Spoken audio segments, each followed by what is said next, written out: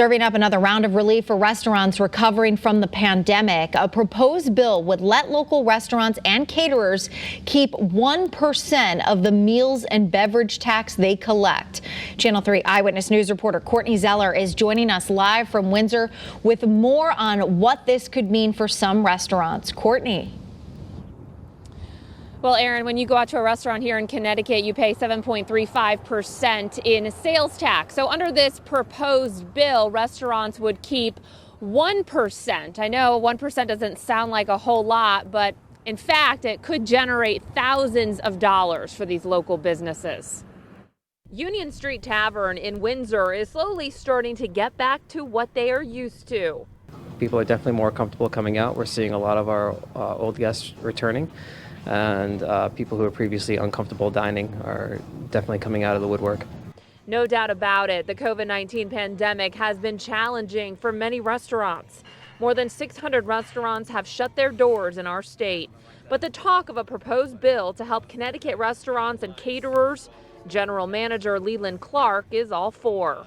I'd say at this point, any little bit helps. We'd certainly like to take that money, if it becomes available, and reinvest it into our staff and guest comforts. The current sales tax in Connecticut is 6.35%. An extra 1% tax on meals and beverages was added to restaurants in October 2019.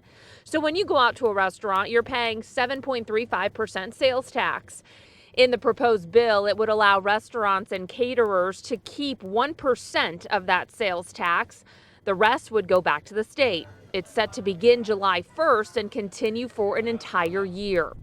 While this 1% doesn't sound like a whole lot, if this bill passed, the average full-service restaurant could collect up to $20,000 over the course of a year.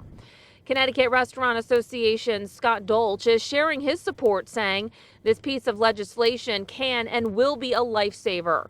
It will have a significant positive impact on each of our businesses, no matter their size or location in Connecticut. We look forward to working with the governor's office and the full General Assembly to hopefully make this bill a reality this session. We absolutely appreciate their support, and not just them, the work of our local representatives who have been keeping in touch with us regularly about changes. And we're looking forward to seeing things go back to normal with their help. And there was a public hearing on this proposed bill that happened today. Dolch also says, he's trying to keep these restaurants afloat, and every little bit helps. We're live from Windsor. Courtney Zeller, Channel 3 Eyewitness News.